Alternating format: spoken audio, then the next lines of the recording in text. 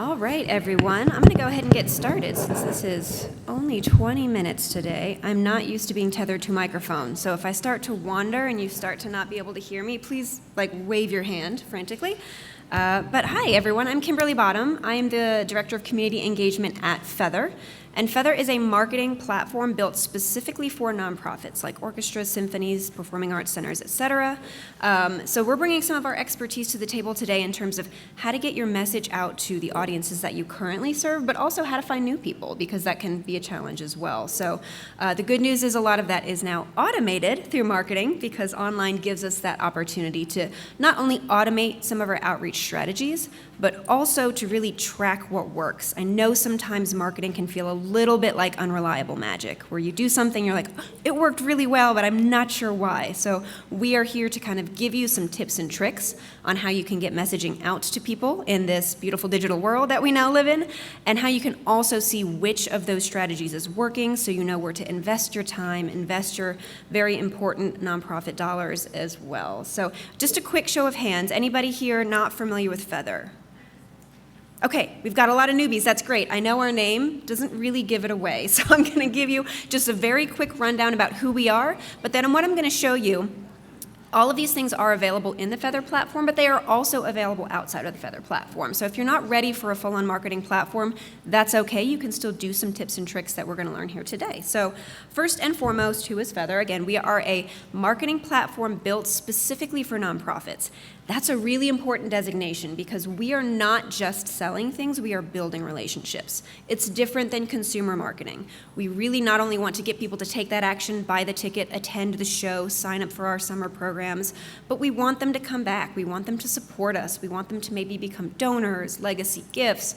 Those are all really important designations for how we speak to them, rather than just hitting them over the head with advertising until they buy the ticket, right? That's not how it goes. So currently Feathr's working with over 1,500 nonprofits, including many symphonies, orchestras, etc. I'm not sure, I don't think I see her here today. Caitlin Lingle with Quad City Symphony Orchestra is here today. We're actually presenting a session at lunch about their marketing strategy. I am using her as a guinea pig because she's a brilliant marketer, and I'm using a lot of her creatives and her ideas in this session today to give you guys an idea of how that works. So really quickly, what does digital marketing mean? Because that's a really broad term, right? So when I say digital marketing, specifically I'm talking about reaching people online through automated email, which you guys might be already doing, and then also paid advertising. Quick show of hands, who is using paid advertising currently? All right, look, about 50% of the room. That is great. Digital advertising sounds salesy, right? It sounds like something we don't want to do when we're a nonprofit. But really what it is, it's a tap on a shoulder in a busy world with distracted humans. So it's just that visual reminder to remind them to buy that ticket, to remind them to come to that show without having to send them another email. So when I say paid advertising, I want you to kind of remove yourself from what you might think paid advertising is and allow these little messages that you see here that just kind of show up as we live our lives online to be a really positive thing, rather than sometimes it can be seen as a negative thing. So what we're going to talk about in terms of the flow of how you can serve these messages to people is a typical marketing funnel. How many marketers do we have in the room? Anybody? You're my people. You guys are going to get it. Okay, you've seen this, you know what a marketing funnel is, but for those who are not as aware, a funnel is just top of the funnel is a big group of people who you want to get in front of, right? These are the people who don't know who you are. They haven't attended a show, but you know that they're a good audience for you. We have to get in front of them, interest them, build that trust so that they can do the thing. The middle of the funnel are the people that you're already engaging, but maybe they're dropping off the radar. Maybe they're not opening emails anymore. Maybe they haven't attended a show in a year. They're in your community, but we need to re-engage them. And then that bottom of the funnel, we're all pretty good at that, but that's the people that they've visited the page, they've filled out part of the form to sign up for that ticket, and they just haven't finished it. And we need to remind them because, again, busy, distracted humans, that's what we are. So you can use this marketing funnel strategy for all of these things: ticket sales, memberships and season tickets, things for like program signups or educational courses that you offer, donors, absolutely any development people in the room for donor acquisition, donor retention, and then also just general awareness for what your symphony orchestra can do for your community. So let's start at the top of the funnel. We all know that we need new butts in seats, right? But I don't have an army of people to go canvass a neighborhood. I'm sure you don't either. So let's use the robots to help us get this message in front of new people. So that's why digital advertising in nonprofits is so beautiful, because you can use digital ads to get in front of new, anonymous to you people, but you can pre-qualify them and say, I want them to be this kind of person, and I want them to see my message. So one way that we do that is called geofencing. This is location-based advertising targeting. So that just means it's kind of like dropping a pin on a map, drawing a circle around that pin, and saying anybody whose device walks into that circle, I want to serve them my message. So think, are there any other performing arts center in your community? People who appreciate the arts that haven't been to your establishment yet? Geofence that concert hall or that performing arts center or that theater, and everybody that goes to a show there will suddenly know who your symphony orchestra is through these little messages on your phone. So this is something that Quad City Symphony Orchestra actually did. They geofenced around the Davenport area in the Halloween timeframe for their Hocus Pocus event. So this is what somebody would see on their phone if they fell into that geofence. And now suddenly they're going, oh wait, I live here. This is for me. So this is a very personalized way to get in front of people just based on who they are or where they are. So think to yourselves, if geofencing, where do the people that you want to get in front of live, where do they work, and where do they play?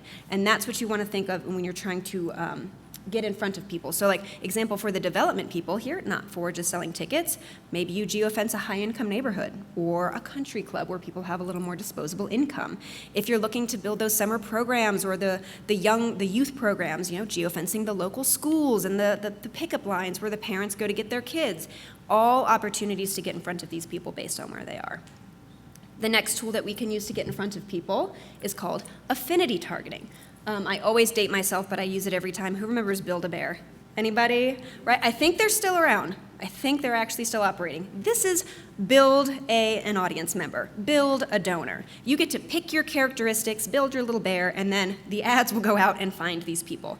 So we do this as you live your life online. You leave little hints about who you are, right? What you support, purchase interests, demographics, education, all those types of things. And then we can use the data that the internet collects to get messages in front of people. Again, you're not getting their personal information. You don't know it's Kimberly Bottom in Orlando, Florida, but you know it's a woman who's attended theaters and shows in my area previously, so you're able to get in front of that person that way. So Quad City Symphony, you can see for their Nightmare Before Christmas show, they were looking for right there, purchase intent in concerts and live shows, and people looking for family movies. So this is a really nice niche way to pre-qualify those anonymous people, get in front of them, and then they were able to serve those messages to those people on their devices. Again, since we are all pretty community focused and we have theaters in very specific locations, you can do affinity targeting with a geo filter. So obviously Quad City would say, I want these types of people, but only in the Quad Cities area. So I'm not serving ads to the entire country and spending money on people that are not going to come to my venue. So that's affinity targeting. And the last one is called search keyword. This is a little different than typical search advertising. So if anybody here doing SEO or SEM on their website. Okay, some people. SEO, it's free. It's optimizing your website to make sure that it populates to the top of the search list. SEM is kind of like a little bit of cheating. You're paying the search engine to cut the line, so they put you at the top, right? This is even one step further than that. This is if I search for something like Halloween activities near me, and then I leave the search page, because let's be honest, we're on the search page for like a couple seconds before we choose our website. Then I go to look up a recipe for dinner, I'm going to see a Hocus Pocus ad. So this is really good because, again, search page marketing is wonderful, but if you miss them on the search page, you want to be able to re-engage them. This allows you to serve these messages and these ads across the consumer web as people check the news or look at the weather, again, look up a recipe for dinner, and it's that gentle reminder that, hey, this is something that you would be interested in based on what you're searching for. So those are the 3 top-of-funnel strategies that we have. This is just to get people interested. But who here goes like maybe shopping online and then looks at something and puts it in their carts and then leaves without buying it? Anybody? I do that just because I know they're going to send me a coupon. It works every time, just so you know. People love coupons. But this is pretty much the standard. 90% of the people who see this ad and go, oh, Hocus Pocus, that sounds fun, look at the website and go, oh, I've got to check with my husband or my spouse or my wife if we can go, or the kid's available, and they get distracted. And if you don't remind them, they're gone forever, right? How do we get them back? So this is the middle of the funnel. This is where people have engaged with us, but they're not doing the thing we need them to do just yet.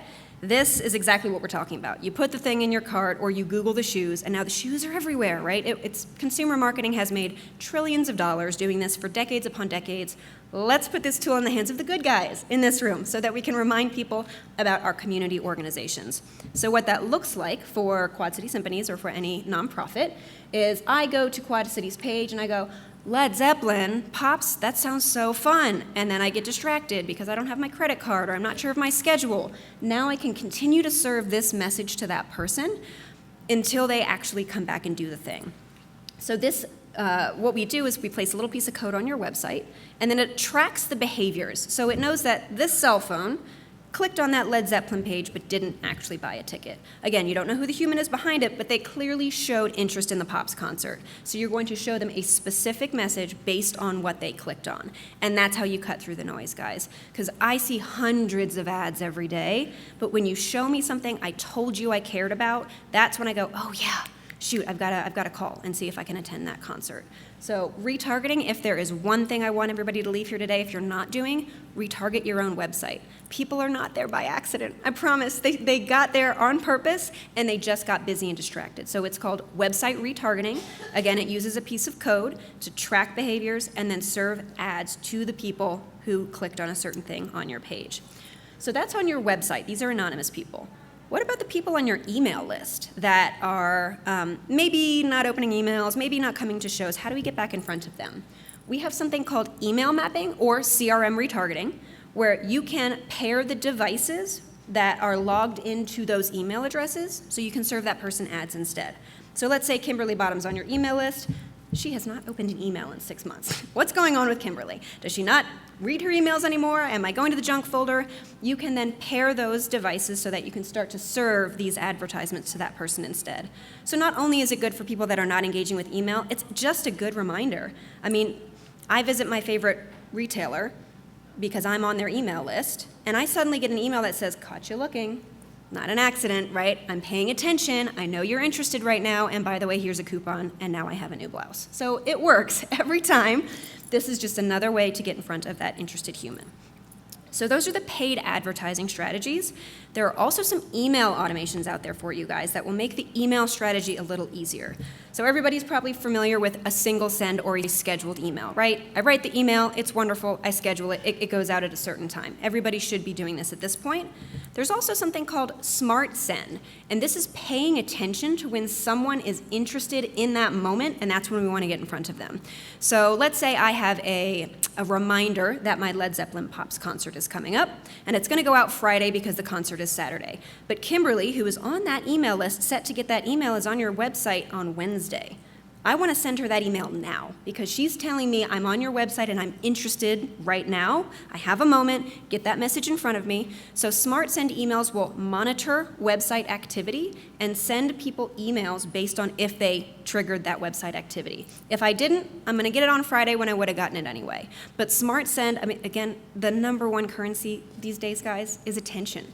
When somebody has a few moments to give us their attention, you got to get on it. You have to capitalize on it. And again, robots can help us with that. So that's what Smart Send is.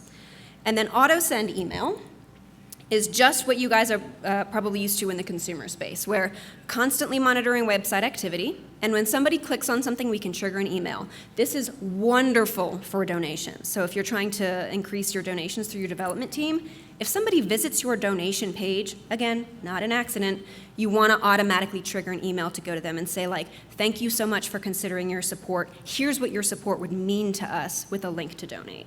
So this is just one more way to reinforce that behavior, tell them that you're paying attention, and that, the little side eyeball emojis, like, I see you, come back, spend 5 minutes, do the thing that you want to do. That's the middle of the funnel, and now the bottom of the funnel. For all of us busy, distracted humans who don't do the thing on the first try, which again is 90% of the people out there, Who's heard of cart abandonment campaigns? I think I just heard that in the session before, which is wonderful, cart abandoners, right? This is not mild intent, guys. This is not mild interest. This is intent. I'm going to do the thing, but something is getting in my way, and I just need to be reminded. So cart abandonment, or form fill abandonment, as we call it, is where somebody gets to that page, they start to fill it out, they leave. That's when you want that message to be very specific. I love the forget something ? That works every time, right? Or finish your donation, purchase your ticket, time is running out. All of those like urgency-driven, FOMO kind of phrases that you can use work really, really well for these particular ads. And then obviously, you're doing that with advertising. Also be doing it with email. You can see here, did you forget something? Quad City Symphonies is reminding you that you were on the page, but you didn't actually complete it. And then once somebody does purchase the ticket, don't forget about email automation to keep them engaged. Because again, we're not just here to sell tickets and then say, oh, they bought the ticket, I don't care, how they engage with me from now on. Drip sequences in your email can continue that engagement all throughout the year, right? It can be a know before you go for the event, or it could be something that tells the person on the other side of the screen what you're doing year round, the programs you're offering, the good work you're doing in the community can all be automated. So you just set that up and it just goes either based on the amount of time that's passed or based on a trigger activity like visiting a website or opening an email. All right, so when we put it all together, this is what it looks like for somebody. So Angela, she first got an email because she was on our list, and she was interested in the Hocus Pocus event, but she didn't do the thing. Now suddenly we're reminding her with an ad. She clicked that ad, but she didn't purchase the ticket. We sent her another email saying, hey, I suggest we form a calming circle. It's time to buy that ticket. And then all the way down to it's happening this Saturday, don't miss out. That kind of back and forth touch, again, it seems like a lot when you're the one sending the messages. Trust me, it's not. You need to send multiple touch points, especially if you're trying to drive something that has a time-bound restriction on it, which obviously shows do. When I am looking for something like this, I usually get 3 to 4 emails a day. I know that sounds like a lot. Again, that's consumer marketing. That might be a bit much in the nonprofit space, but it's a good benchmark to show how distracted people can get and how building this journey really helps them accomplish that. And then finally, you have to make sure, because that's what they're seeing, what are you seeing? How are you knowing what actually works? You definitely want to have some sort of whatever tool that you're using that makes reporting easy and not manual. So it's telling you not just how many tickets are sold, because there are so many important steps that lead up to selling tickets. If you're serving emails, you want to check your open and your click rates. If you're serving ads, you want to see what your click rates are from that. Are you seeing an increase in your website traffic? Are you seeing an increase in followers on social media? And suddenly the ticket sales start to come in. So it's not just, I flip a switch and suddenly people are buying tickets. It really is building trust through an online forum, especially when you're a nonprofit and especially when you are a community-focused organization. So making sure that you're understanding all the metrics of how it's working, because we've seen many of, in particular, our Feathr clients who maybe that first go-round, they actually spend a little bit more than they make to get in front of the right people. And then show number 2, boom, the magic starts to happen. So be patient, know what metrics that you really want to look at, and make sure that the tool that you have allows you to do that. So thank you so much, guys. I think that's just at time. We've got 2 minutes. If anyone has any questions, I'm happy to answer them. Also happy to answer them at the booth. We're in the registration area. It's a big blue booth. You can't miss it. It says Feathr. Happy to talk about either the tool or just general best practices in marketing, because there are lots of them to be had. So any questions out there that I can answer quickly before we give this to the next presenter? All right, I was so clear, no questions. Thank you guys for that affirmation. Appreciate it. Any other questions or interests? My colleague Jess is actually right here as well. She's got some case studies for Quad City Symphony Orchestra as well, some paper ones if you'd like one. And yeah, thank you guys so much. Hope to see you around the conference. Have a wonderful day.